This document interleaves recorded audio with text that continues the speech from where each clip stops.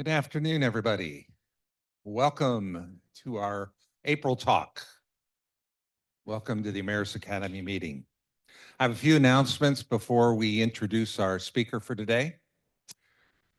First is that small grant applications are now open and they are due on May the 2nd. Remember, this is going to be hopefully a fairly easy time of year to get applications this time around. You never know for sure, but that's what I'm guessing for this spring. Second is that any nominations, be it from you for others or from yourself, and self-nominations are welcome, are basically due now in the Emeritus Academy office. Lecture proposals for next year are due now.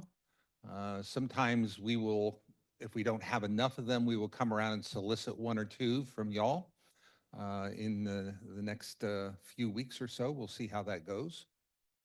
But if you've thought about talking to us about whatever your specialty area of expertise is, now's the time to send in that proposal. The newsletter that we put out twice a year, our dean is doing this year's, and she needs all of your articles by April 25th. Ardeen, do you want to say anything about what you're looking for, or? Right. Am I loud enough? I'm pretty loud. And a nice JPEG, Okay. some narrative, and a JPEG of your Short book narrative, how many words? 250. 250 words and a single reasonable JPEG picture. Yes. Pretty easy to do. So just letting us know what you've been doing, what's going on, things like that, that your colleagues might like to read about. And then next month is May 7th is our last talk for the academic year. We're going to have Tom Wickeser from Public Health talk to us on gun violence. I think it's titled, Does Investment in Mental Health, Social Capital, or Education Matter? Although I'll be interested to hear what do you do if there's no investment in anything? Does that matter? I don't know, we'll see. Question I actually want to ask him. Today's speaker is talking to us remotely. It's the first time we've done it since the pandemic. I'm not sure exactly. He'll tell us maybe. I think it's from North Carolina. Doug Sutton-Ramspeck, writing under the name Doug Ramspeck, is the author of 10 poetry collections, 2 collections of short stories, and a novella. His most recent book, Smoke Memories, received the Lena Scholl Book Award. Individual poems have appeared in journals that include the Southern Review, the Missouri Review, the Kenyon Review, Slate, the Sun, and the Georgia Review. He's a 3-time recipient of an Ohio Arts Council Individual Excellence Award. Today's talk will focus on how to summon the creative mind, on how creative thinking differs from analytical thinking, on the connections between creativity and certain mental illnesses and dopamine, and how to encourage creativity in students. After receiving his MFA in creative writing from UC Irvine in '78, Sutton-Ramspeck suffered from decades of writer's block, unable to complete any work of inventive writing despite endless hours of effort. At the age of 50, though, all that changed. He went overnight from producing no work to producing large quantities. As part of the talk, he will read briefly from his latest poetry book and also 2 brief stories. These works will be used to demonstrate the creative tricks he's learned to utilize to become more creative and to encourage the same in his students. Doug, I assume you can hear me? Yes. Feel free to take it away. Great. Well, thank you for the introduction and for this opportunity to say a little bit about creativity, to share a few of my thoughts. By the way, I live in Black Mountain, North Carolina with my wife. Both of us retired from OSU, and we actually, one of the reasons we moved here was to be close to our daughter who's in Charlotte. But another reason was because this has a reputation for being kind of an area that is somewhat immune from uh, climate change issues. Of course, it was right here. We were struck directly by the hurricane, and we ended up having sort of 18 days without power, and all of the trees in our all around us fell down. So I guess we chose incorrectly in terms of that, but we do love it here. We live in the mountains and we really like it. So um, well, I wanted to start really, though, by talking not about the creative mind, but about the uncreative mind. And as that introduction illustrated, I unfortunately have a lot of experience with that. After I graduated with the MFA degree in fiction writing from the University of California at Irvine, and that was in 1978, as was said, I suffered really from decades of writer's block for 25 years. And I wish I could say that's an exaggeration, but it really isn't.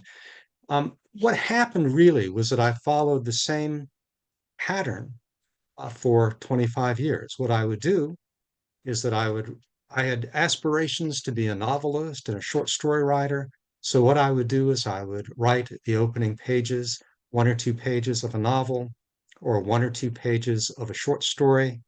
And then, to make sure that I thought I was on the right track, I would read one of my favorite novels or one of my favorite short stories, compare the two, and decide that mine was no good compared with that, and then would abandon it. And I do think that, again, I repeated that pattern over and over again, and it became so frustrating for me over time that I would go for months without writing anything, focusing on other aspects of my career. I always went back to writing, though. I always sort of had that desire to want to be a novelist and a short story writer. I was hoping every time that I went back that it would be different, that I would get past that first page or two and be able to finish something. And again, as was indicated in the introduction, all of that changed literally in a single day when I turned 50. I have a pretty vivid memory of being in my home office in Lima, Ohio, and sitting there thinking about writing and thinking about I was going to follow that same pattern of writing a page or two and then abandoning it. And it occurred to me all in a single moment that if I switched to writing poetry, I could say I was done after a page or two. And that seemed to me why it took me 25 years for that to occur to me, I don't know. But I then began to think, well, okay, maybe I can write poetry, so I'll try that. I do have to explain that I'd read a little bit of contemporary poetry, but not a lot of it. And I certainly hadn't thought much about writing poetry before this. But I do think that I also realized that if I was going to switch um, to writing poetry, it wasn't going to be enough to follow those same patterns that I kept going over again and again that really weren't working out for me. So I decided that I also needed to change my entire approach and my entire attitude toward writing if I wanted it to work this time. And in other words, I needed to change my whole mindset about creativity. Um, before I explain, before I really explain what I mean by that, though, I do want to say a little bit about creativity and madness. It really is a cliche of movies and novels, and that creative artists and scientists and others have a complicated relationship with mental health. And there are also a great many real life examples of this. Writers like Virginia Woolf and Hemingway, artists, musicians, Mozart, scientists like Charles Darwin, Isaac Newton, mathematicians like John Ash. We all know the list, and it is long. And so the question becomes, why? Is that just sort of is there something to that, or is that just uh, something that we like to create and like to imagine, but isn't necessarily connected to reality? A book that I was reading not too long ago that sort of touches on this subject is called The Molecule of More by Daniel Z. Lieberman and Michael E. Long. It was published in 2018. And it talks a lot about the connections. It talks a lot about dopamine and its role in our lives, but it also, in parts of it, draws connections between creativity and certain mental disorders. And making the thesis of it is that this has some real connection to dopamine. And one of the things that is in the book, they have a quote from the mathematician John Nash, who lived with schizophrenia. And in his response to the question of how could a man devoted to reason and logical proof believe that extraterrestrials were sending him messages and trying to recruit him to save the world. And his response to that, and I'll read it, was, because the ideas I had about supernatural beings came to me the same way my mathematical ideas did. Now, according to Lieberman and Long, then, both creativity and certain forms of mental illness depend on dopamine. And one kind of connection they draw with that, or one way they try to make the case, is by talking about how a treatment for schizophrenia, for example, often involves antipsychotic drugs that reduce dopamine activity in the brain. And so the question they ask and then they try to answer is, well, how does the reduction of dopamine help? I mean, why does that make a difference? Why is uh, reducing dopamine activity in the brain, why does that help some people with some of these issues? And Lieberman and Long write about the idea of salience, the idea that our brains evolve to notice the unusual. That makes some real sense, you know. So if we see someone walking down the street in a clown suit, that is going to catch our eye a lot more than if we see someone in a suit or if we see someone in a jeans and a sweatshirt. And our brains are telling us then, with someone wearing a clown suit, to wake up and pay attention, that this is important because it's out of the ordinary. And that is connected in some way to dopamine activity. Dopamine activity is increased in the brain when this happens, when we sort of see something new in that way, or we respond to something new in that way. And they also talk about the same is true if you're reading a text and all of a sudden you see your own name, you sit up and you take notice. It has salience. But they also write about that there's a real catch to this. And that is if the salience function goes off when nothing really that important is happening, the brain comes to think that everything is deeply significant or not be able to tell the difference between the significance of one thing and another. An example that they give is that if you're watching the news and an anchor person is talking about a government spying program and your dopamine is triggered, you might think that this is very important and maybe even has something to do with you. It's important to you personally. You might even think that this spying program is aimed at you. Um, and this is how we sort of make that leap into distortion by that sort of through salience, through this idea of this dopamine rush with things that maybe don't necessarily warrant them. Your dopamine goes off at the wrong times or all the time. So one way to treat psychosis, then the theory is to take medications that block those dopamine receptors. Now, the question then is how does that connect for creative people in general? Um, and my feeling is that what creative people do really is to stop looking at salience in conventional ways. To be creative means finding significance in things that other people aren't finding that significance in. Um, it's not hard, I think, then to draw the connection between assuming that the newscaster is talking about you in this government spying program and noticing something about the world that other people don't notice or appreciate. One we consider a sign of illness, perhaps, and the other we consider a sign of creative thinking. And so, what does this have to do with the writing of poetry, which is sort of where I connect to it and try to think about creativity? One way that schizophrenia sometimes is described, or some of the symptoms of it that are sometimes used in diagnosis, have to do with disorganized speech, is often kind of one symptom.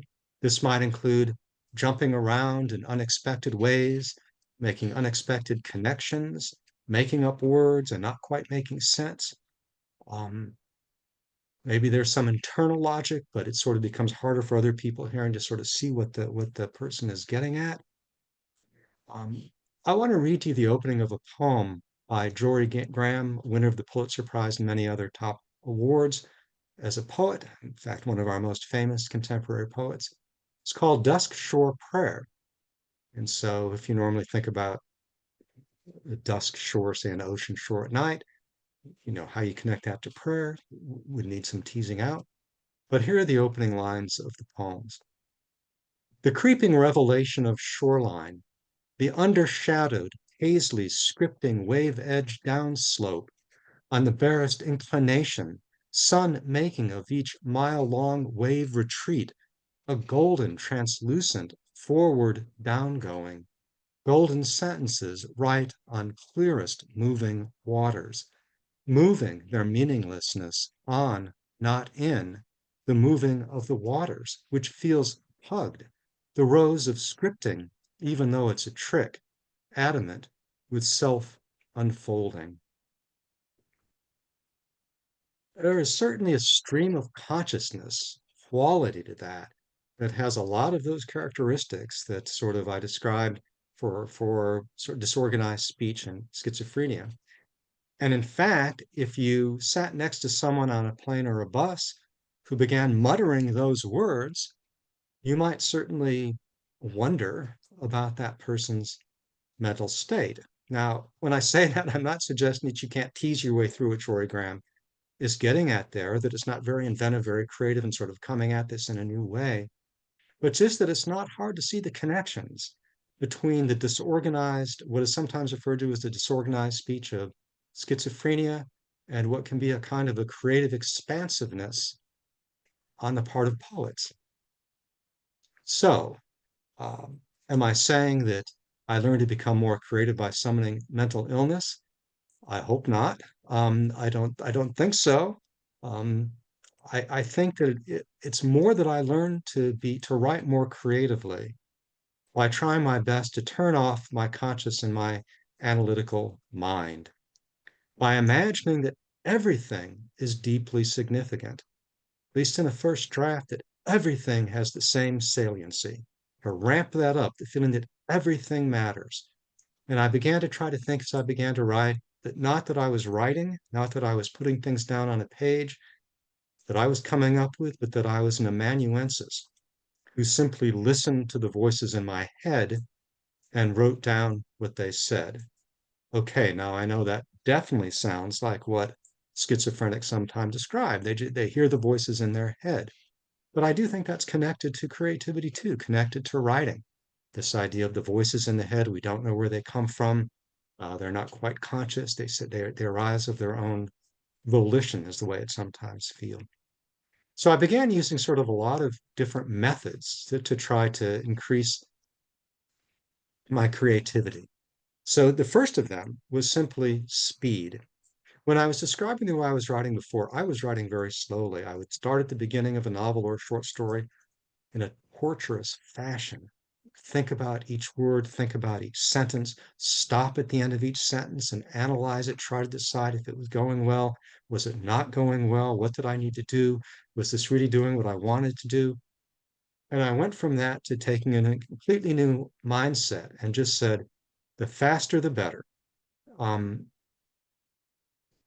I planned little to nothing when I was writing. I forced myself to let the words go where they wanted.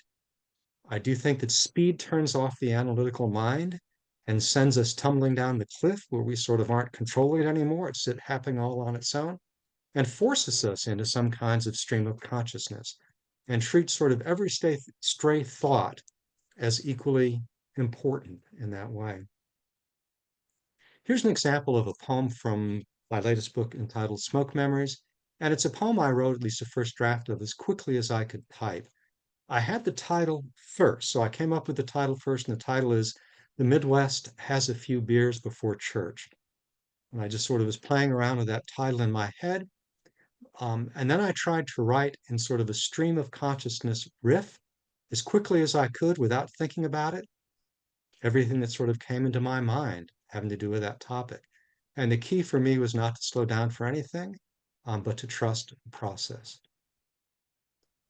The Midwest has a few beers before church, then sits on the back porch and broods about all the decaying leaves waiting in the gutters, and imagines that a ladder leaned against a house is also a ladder leaned against the sky, or imagines fishing in the river and watching the bobber float as though that is the only globe that is. And the decades seem a kind of inwardness, the hours wrapped in their dream ribbons, the breaths braiding one into the next. Or maybe the Midwest smokes on the porch, and that smoke becomes a pew, like a boat tied to a dock, while the preacher's words strike the hull and say, I will unslip the knots of tangles in your chest. And that dead raccoon at the roadside says, "These turkey vultures are my supplicants, and these flies will lift my prayers and carry them." My sense is, as a writer, that I never could have come up with sort of a lot of those connections if I hadn't gone quickly. I never could have come up with, it would have been a very different poem had I gone more slowly, for good or for bad, that it's just more of a creative process to sort of write that quickly and to let it go where it goes. Another thing that I try to do, and this is connected to it, is to aim myself down paths that I don't plan, often down unexpected paths, and using sort of a variety of tricks to force me down those paths where I don't know where they're going. One of my favorite methods in writing a poem is, again, to come up with a title for a poem first. I often like to do that. You'd think that's not the way you ought to do it. You ought to come up for the title of the poem when you finish, when you know what the poem is about. But it's helpful for me to reverse that. And the way I come up with the title for a poem is by opening books at random. And all I'm looking for are 2 or 3 words that I think are interesting. So just 2 or 3 words that jump out at me. Whether they have anything to do with each other or not, I'm just trying to look for words that interest me. And then I put those 2 or 3 words into the title of a poem. And then I have one rule when I start writing the poem, which I'm going to start writing in a first draft very quickly, is that the first line can't have anything to do with that title. I know then when I'm writing that at some point I'm going to have to come back to that title and deal with that title. And so that I understand why that title is there. Again, I feel like I didn't decide that was going to be the title. It kind of decided itself, but now I have to figure out why it decided to be there. In other words, I feel like I'm not choosing where the poem goes, but the poem is choosing where the poem goes. The words are choosing. Here's a poem I created using that method where I started with a title is Tomato Divination. So I clearly opened a book and saw the word tomato, opened another book, saw the word divination, and thought, okay, my title is Tomato Divination. Like a thumb smudging across the wet ink of her mind, the doctor said. And in the weeks after that, a cardinal began battering with territorial insistence at our kitchen window, leaving behind sometimes small offerings of blood. That this was connected to my mother seemed to me at age 7 as clear as the white robes of sky. I pictured what was happening inside her as like the mute erasure of winter snow, or I imagined that her voice was now the dead wisteria at the yard's edge with its poisonous seed pods, or like the yellow jackets flying in and out of an open fissure in the ground. And I remember my mother telling me once before she lost herself that everything that stank was holy, the goat droppings and the goat urine in her garden, the rake making prayerful scrapes amid manure. And last night she returned to me out of the sky's rain, knocking on some unseen door inside a dream, knocking like that cardinal pecking at our window, her voice like concentric circles inside the yellow kitchen I'd forgotten. And in her palm was a tomato still clinging to the nub of a vine. And reaching it toward me, she said, "These aren't store-bought. Taste." One of the things I did in the writing of that poem too, and that I try to do with poems where I'm trying to discover why the title is there, is that if I get stuck in a poem, I always use the same method. I open a book again at random. It's usually a book of poetry, but not always. And I just look for a word. I look for any word that jumps out at me and interests me. And then I say, that word is going to be in the next line. That kind of randomness of that process, I find it really liberating as a way of sort of helping me push ahead in a poem and to let the poem create itself. Another version of that is sometimes I think about a storyline in a poem. So I'll think about one element of that, something that's going to happen in the poem, but I make sure I don't know why or what it is or why it's significant or anything else. So I remember a poem that is based on becomes a title poem of the collection Smoke Memories. Again, I remember waking the night and sort of thinking about a house burning. And so I then got up in the morning and wrote a poem that's entitled Smoke Memories. I sort of was thinking about a house that burned down, but I didn't really know why or how that was going to connect. And so I wrote the poem to find out. My mother and I were alone the night our house burned down. I was 9 that summer, and the smell of smoke clung to my clothes. And after the fire, a tree in the yard grew crooked with scoliosis, its back bending away from the remains of the house. The years that followed took on a winding cadence, a torsional writhing like a ghost snake muscling on its belly through tall grass. And when I married, I knew that my memories were made of smoke. And some days I spoke to the river, into the stillness of the trees. And after our son was born, I believed that to touch his bare feet to a first snow of the season would keep him safe. That seeing a white horse in a dream would pretend that I might die. And some days I stood on our back porch and studied the way the empty fields offered their sorrowful soliloquies. And my wife asked about that crooked childhood tree, and I described how I would climb it every time my father returned us to the ruins and assigned blame. And I described for my wife how my mother and I would sit sometimes at the back of my bedroom closet while she smoked, while other times we escaped outside to hide behind the tree while smoke swirled its forgetfulness around us, and how that night, while my father was out, he touched the tip of one of those cigarettes to the living room curtains, then returned to sit beside me on the couch.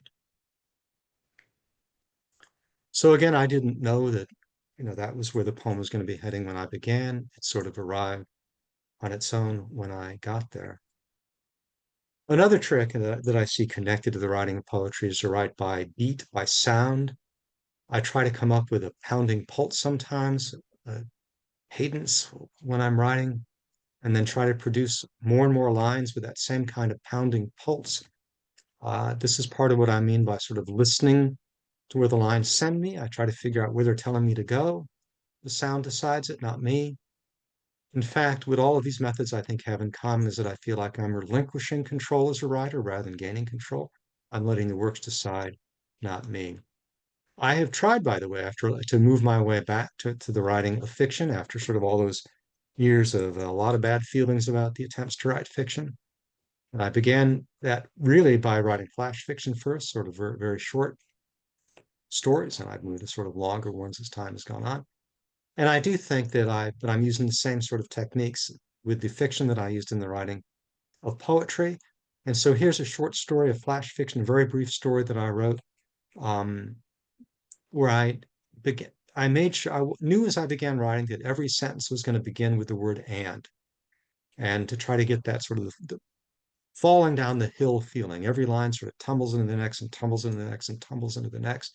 And for me, the sound of starting with and does that. It forces the lines, the sentences to speed up. And this story will appear in my next collection entitled Dancing in Their Dead Mother's Dresses, which is due out next fall. And the title of the flash fiction piece is called Snow Crow. And the days were made of auguries, and the cricket calls arrived disembodied from the field, and a dead mole lay on its back by the garage, gathering its thin blanket of ants, and wasps hummed outside the boy's window like primitive wraiths. And one morning he found a dead crow in the woods and carried it back to the house, hiding it at the back of his closet like a reliquary.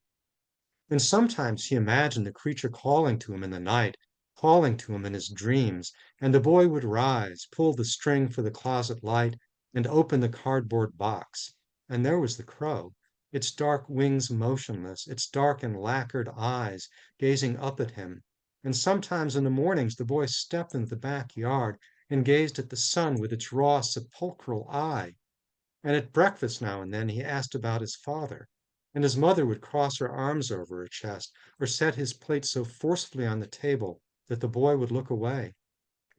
And some afternoons he sat in his closet and imagined the crow lifting itself on the dark oars of its wings, rowing high above the trees, or the boy imagined a crow call fissuring the air, a crow call that was both corporeal and incorporeal at once. And the smell in the boy's closet was like something secretive congealing on the surface of a pond. And on the evening, when a first light snow of the season came dropping toward the land, the boy carried the crow back into the woods and tossed it as high as he could manage into the air.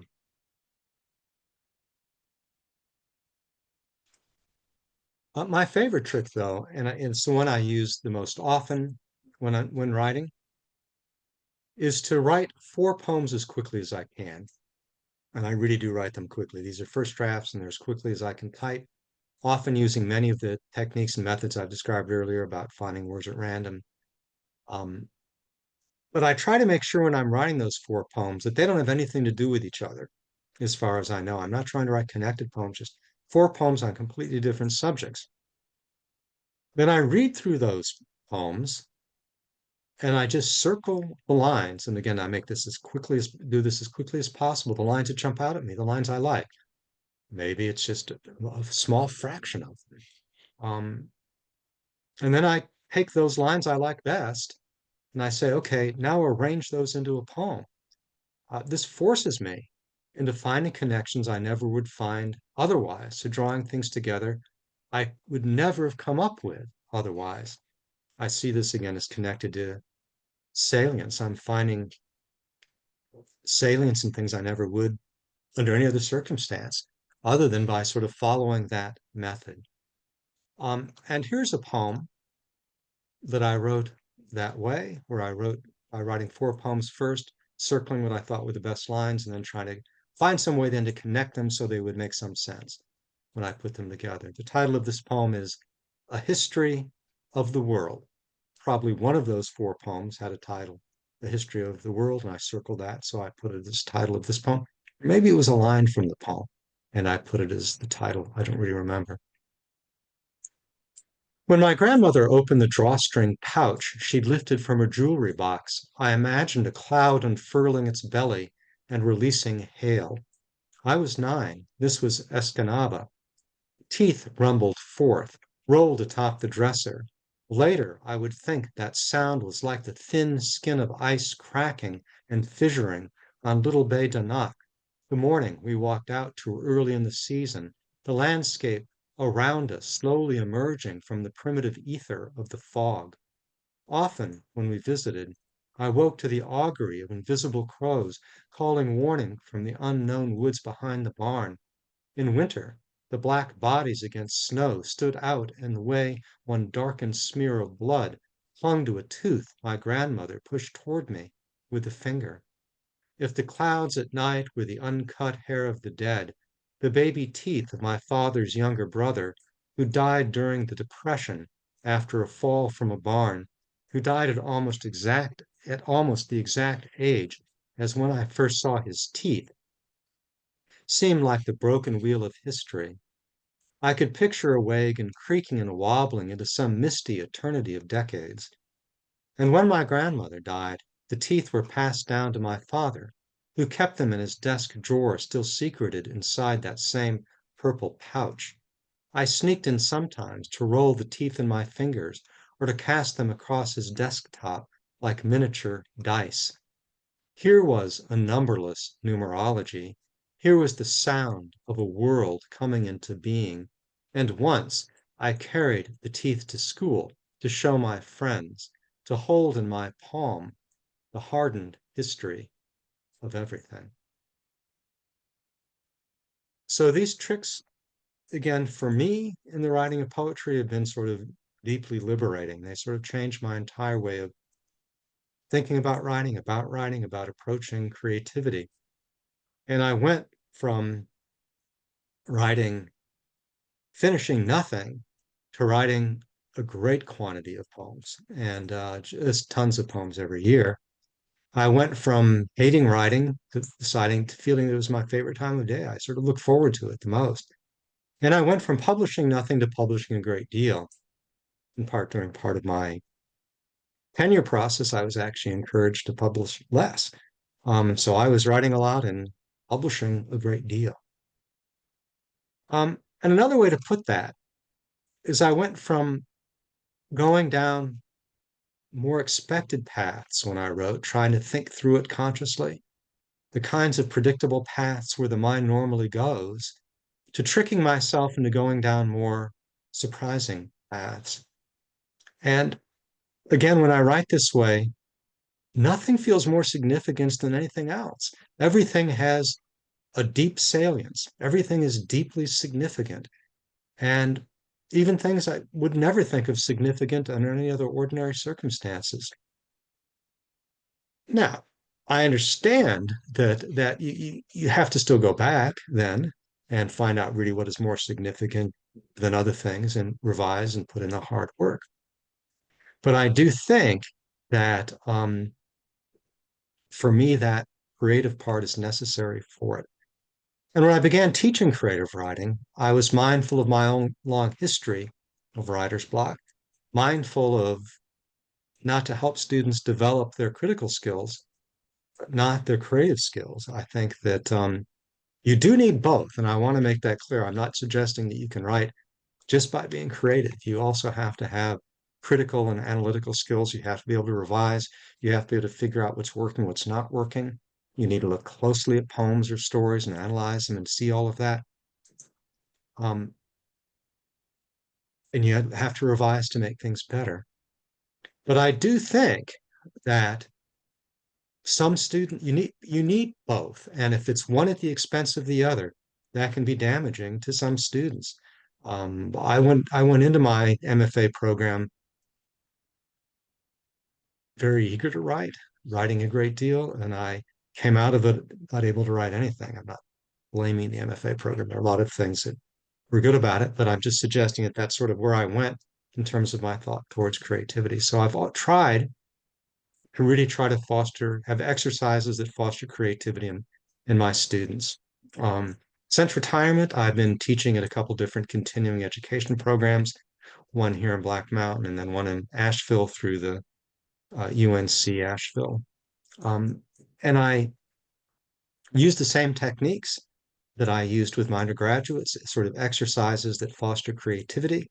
And I'll give you one kind of quick example of that. If I were to ask a group, if I were to ask you, okay, sit down, take out a pencil and paper and jot down a really good, creative, new way of looking at a metaphor for love. Go ahead, do that. My feeling is good luck. That feels like an impossible task when you put it that way. Come up with something really new and creative, a new metaphor for love that nobody else has come up with. Why does that seem so hard when you put it that way? And I think it's because our brains are made to go down the same old paths, the predictable paths, the paths we've been down before to sort of see things that way. And so what comes to mind are all the things we've heard about before connected to love, not new things, but old things in that way. And it's hard to break that. It's hard to break that pattern. And I do think then what I will do instead is I might ask students to sit down and create a list of images. They might do this in groups, or they might do it on their own, come up with a list of 10 to 20 images, maybe about images about a field or images about a city street. I might put a photo, an image, a painting on a screen so they can use that. And then just say, come up with all the images, make the images vivid, make the images come alive. And then I'll wait till they're done and they have those images. And then I will say, now, right at the top of the page, love poem. Now, assume that the images that you produced there on the page, you're going to turn into a poem about love. And I do think that if you follow an exercise like that, you're far more likely to come up with something surprising, something new, something interesting.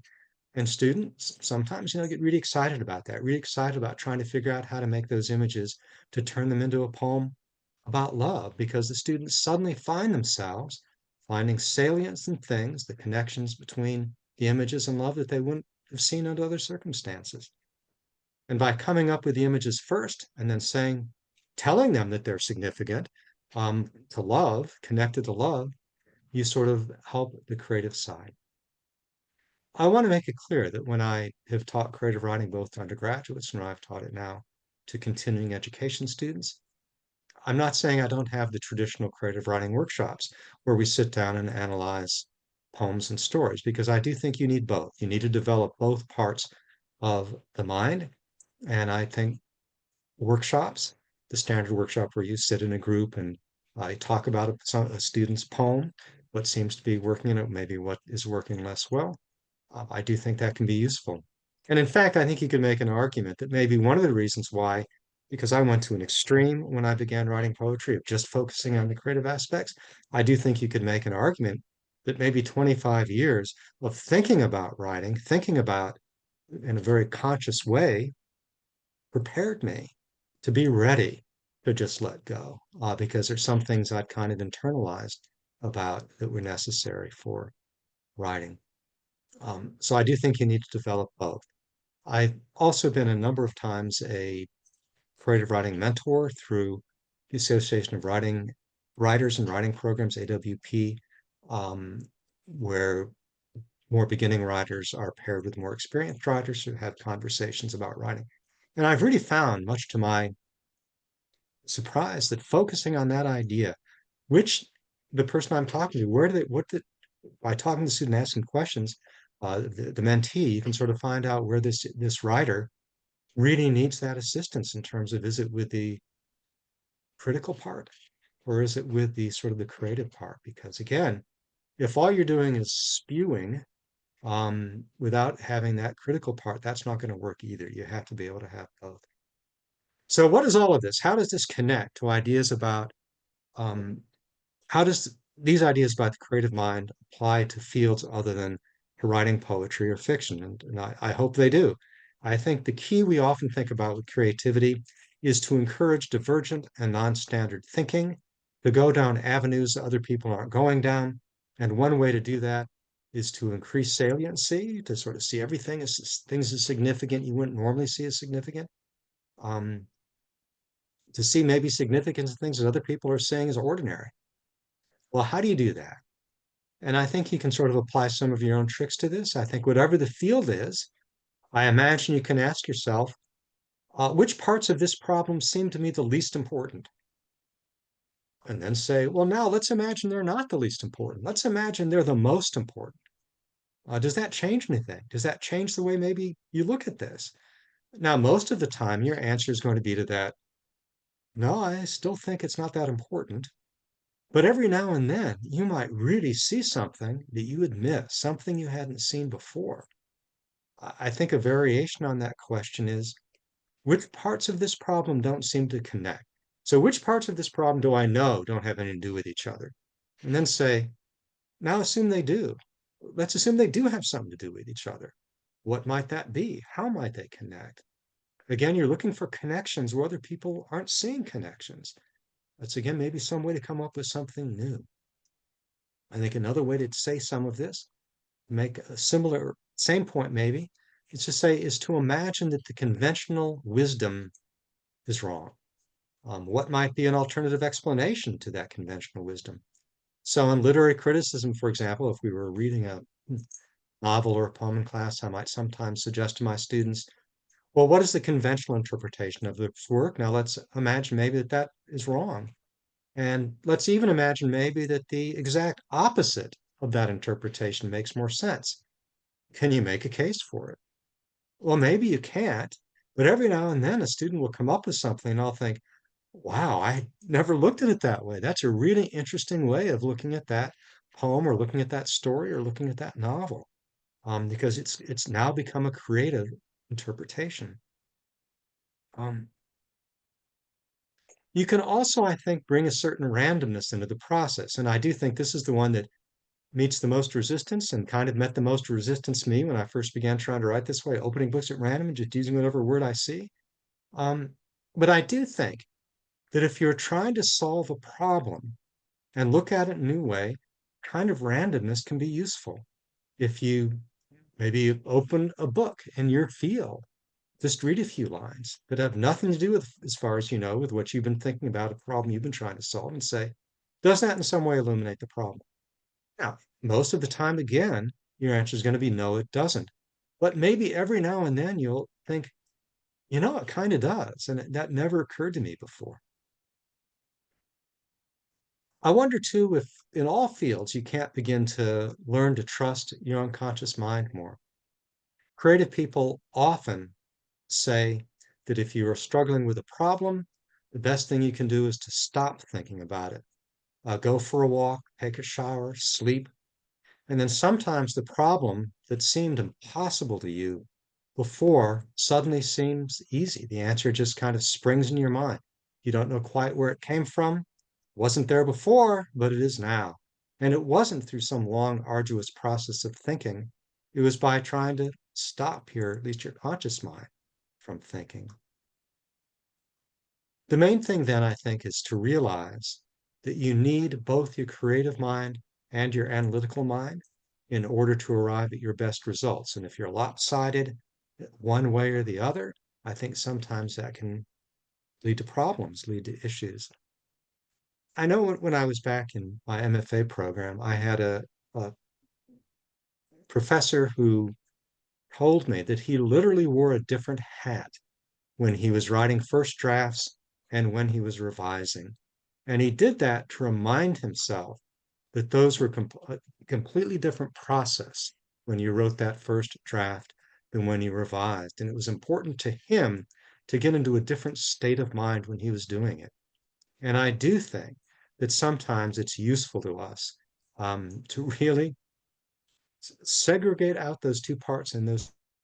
I was basically, I was going to read a short story, but I'll skip that since we have time to maybe have a conversation. I was just ending up by suggesting that I do think that the main thing is to sort of imagine that you need both those parts of your mind.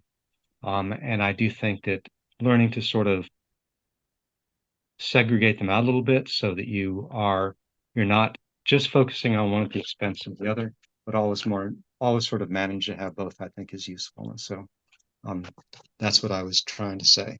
I'm on my phone now, so but if you have any, but thank you again for letting me share my thoughts. If you have any questions or comments, I would enjoy hearing them. All right. Thank you very much, sir.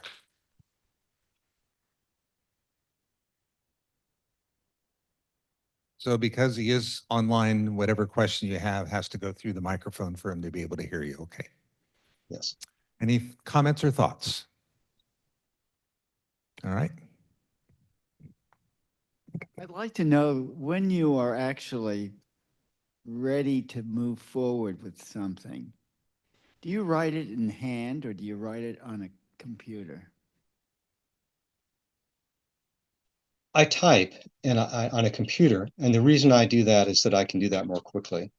I've actually taken recently to writing poems by recording them because I actually can do that more quickly still. I can talk more quickly than I can type. And for me, since speed in those early drafts is important, I'm trying to do whatever method is going to be fastest for me. In the first part of that question is, how do you know when you're ready to move on? I don't know. I try not to think about that. I try just to move on. I think that may be an overreaction to all of those years of writer's block where I couldn't move on at all. I now try to avoid any feeling of not being ready to move on by just moving on.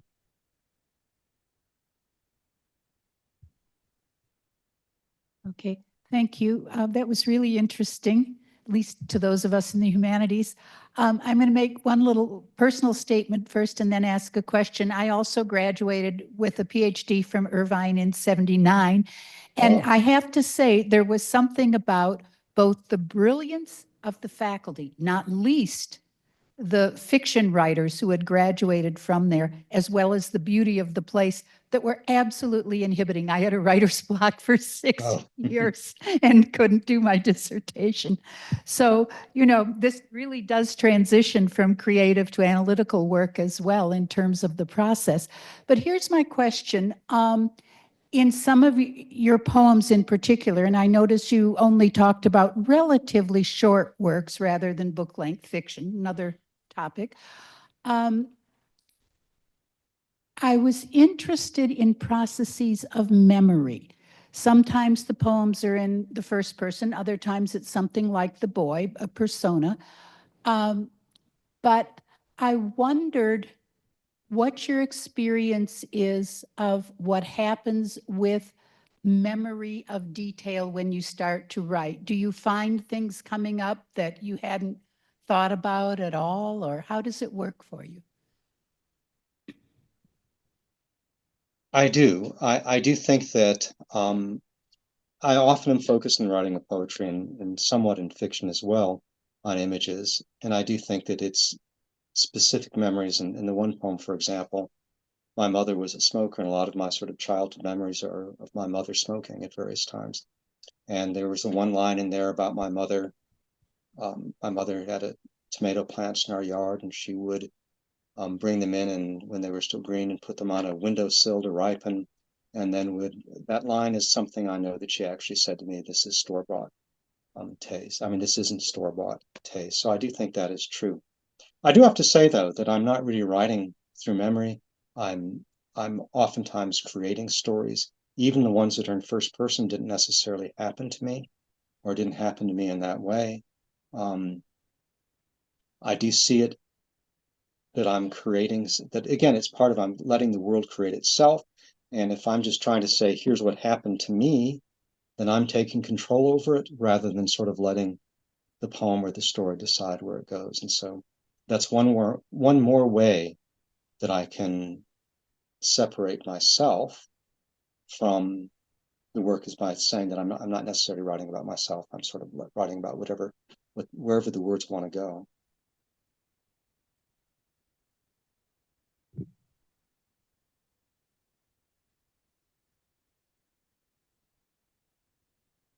I was very interested in your talk and your focus on salience. And I wonder if you have any favorite sources to derive the salience from.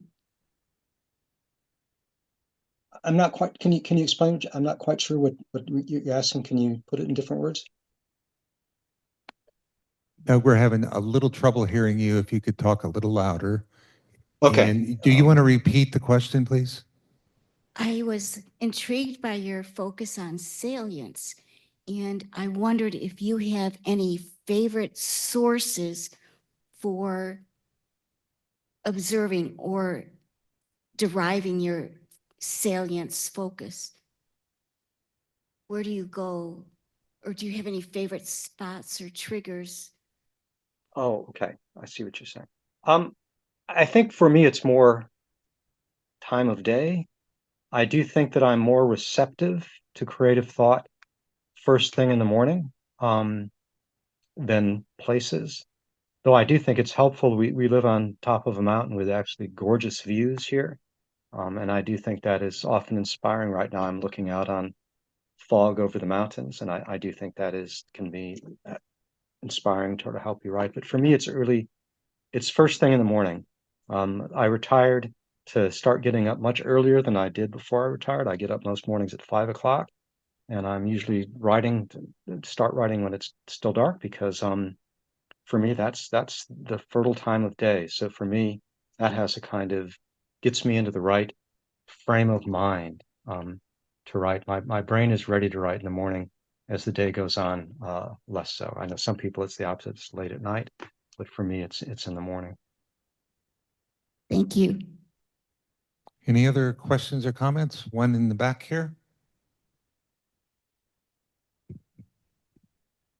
Thank you. I'm wondering about these two tracks of working purely creatively and then keeping the analytical craft aspect also alive.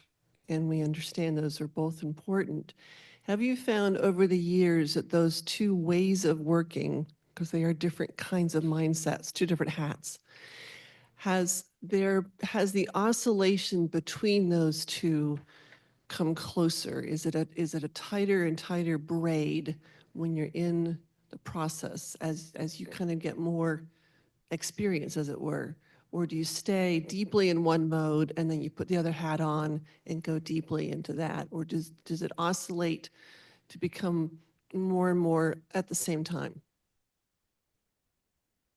I do think it is more braided than it used to be.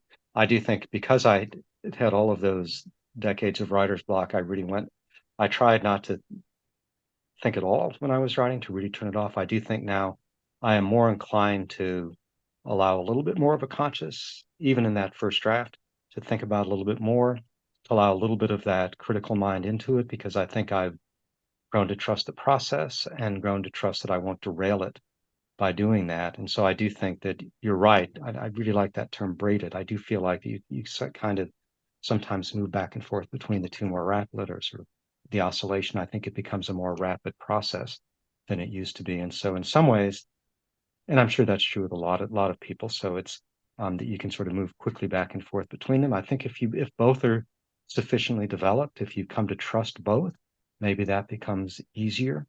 Again, I do think I've had a number of students in the past where you really had to help them really focus on one. I remember one student who sort of began a poetry writing class, and she was really struggling to write anything. And we did in class some exercises that literally changed kind of overnight, where suddenly she just let go, and for her it became just a wild process. And then, of course, she had to step back and then try to figure out how to make the poem work too. But I do think that with practice, I do think you can braid them more. So I think that's a good point, and that's certainly something that I have found. But it's taken me a while to get there. Any other comments or questions? Doug, thank you very much for a really interesting presentation. Well, thank you, and I'm sorry we just lost power in the middle of it, but or near the end of it, hopefully. So I hope you didn't have to wait too long for me to get back online. It worked fine. Thank you. Great, thank you. Thanks everyone for attending today.